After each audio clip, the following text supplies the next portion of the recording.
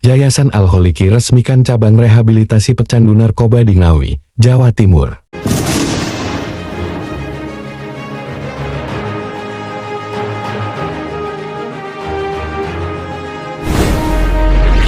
Pimpinan Pusat Yayasan Pondok Pesantren Al-Holiki Rehabilitasi Pecandu Narkoba Sidoarjo secara resmi meluncurkan cabang baru layanan rehabilitasi di Dusun Barim, Desa Barel, Kabupaten Ngawi, Jawa Timur, pada Selasa 10 Juni 2025.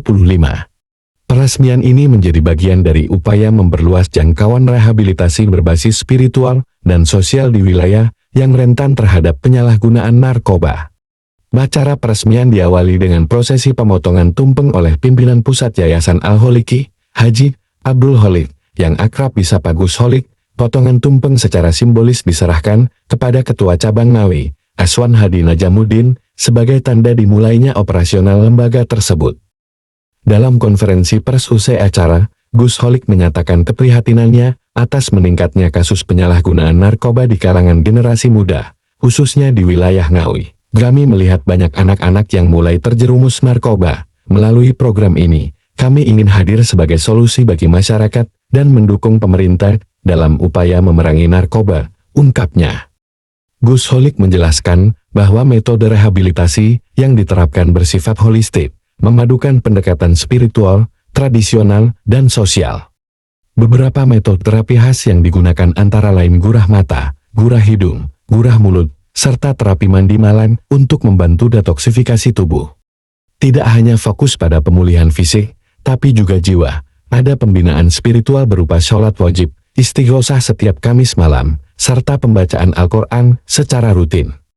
Lebih jelasnya lagi, marilah kita ikuti penjelasan dari pimpinan Pusat Yayasan Pondok Pesantren Al-Holiki Rehabilitasi Pecandu Narkoba melalui konferensi pers di halaman kantor cabang Ngawi. Kami melihat keberadaan banyaknya di sini anak-anak yang kena narkoba, sehingga kami punya inisiatif dengan saudara kami Pak Hadi Najamuddin untuk megang di cabang ini. Semoga ini nanti membantu masyarakat, juga membantu program-program pemerintah. Terus nanti seperti apa kegiatannya, Dok? Rehabilitasi prosesnya, pelaksanaan seperti apa? Pembinaannya seperti apa? Pembinaannya kami punya banyak metode. Jadi pasien masuk itu kita suruh mandi dulu, baru kita data, kita ada yang namanya gula celana, supaya anak ini yang tadinya pakai narkoba itu, kena narkoba itu 4 syarat yang kena, yang itu kita perbaiki seperti saraf mata, telinga, hidung, mulut. Itu kami nanti akan sempurnakan syarat ini. Biasanya kena narkoba itu nggak tahu takut. Terus kalau bicara itu bohong. Kalau dikasih tahu masuk kanan keluar kiri.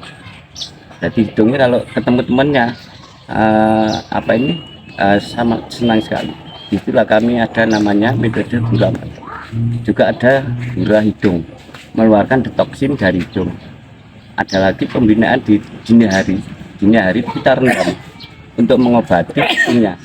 Anak narkoba itu artinya yang memulihkan itu agak panjang, maka butuh waktu. Itu metode yang direhabilitasi Al-Holiki. Selain itu untuk kegiatan keagamaan ada nggak di sini? Ada kegiatan keagamaan itu wajib untuk sholat 5 waktu. Wajib. Jadi setiap malam Jumat itu ada kegiatan istighosah, terus membaca Al-Quran. Itu nanti kami terapkan di cabang sesuai di pusat. Jadi itu kegiatan pembinaan. Itu juga ada pembinaan yang artinya anak ini kita bina secara secara kemanusiaan. Anak ini nanti kalau terjun di masyarakat dia nggak pede, karena anak-anak seperti ini biasanya di masyarakat kan tidak diterima. Nah, tugas kami sebagai rehabilitasi sosial untuk menyembuhkan, memulihkan perilakunya kepada masyarakat biar diterima, biar berbuat baik. Kalau masalah medis nanti yang memperbaiki sel-selnya bahkan dokter. Kami sebagai rehab sosial, kami akan mengobati anak ini kembali ke masyarakat biar diterima. Artinya dari Al-Holiki itu sudah disiapkan dokter ya? Insya Allah sudah. Ya. Mungkin ada tambahan dari Kasat.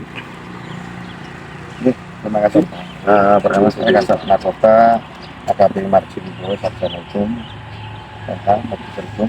Ya, saya terima kasih kepada Pak Khalid sebagai ketua ini, Pak Faisal sebagai pembina yang di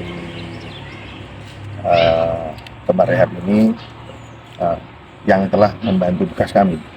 Ya, tugas kami karena saya melihat peredaran narkoba dan obat terlarang di Ngawi ini sangatlah besar. Ya, dengan beliaunya ini ada tempat ini sangat membantu kami. Kami juga berharap kepada masyarakat yang sekiranya ada indikasi keluarganya, kerabatnya yang sudah mulai aneh-aneh, terjangkit narkoba, apa begitu, silakan yang sudah rela untuk datang ke tempat rehab ini.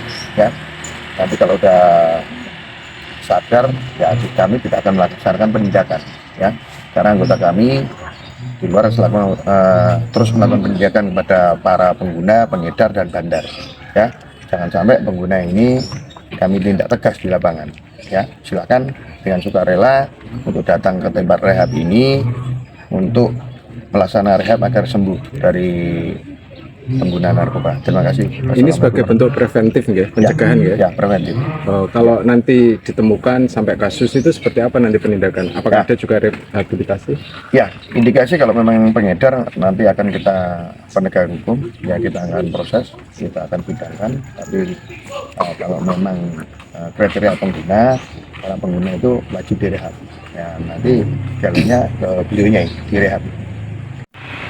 Awal saya sama Pak Haji Faisal akan berusaha untuk melaksanakan apa yang diperintahkan oleh Aksel di pusat Sulit. Jadi kita pada tahap awal ini terus akan melakukan komunikasi koordinasi dengan pusat.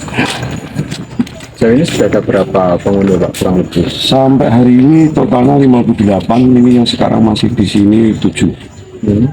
Mereka pengguna ya, pengguna. Terus untuk bentuk pembinaan yang dilakukan selama proses ini, Seperti yang disampaikan dari pimpinan pusat.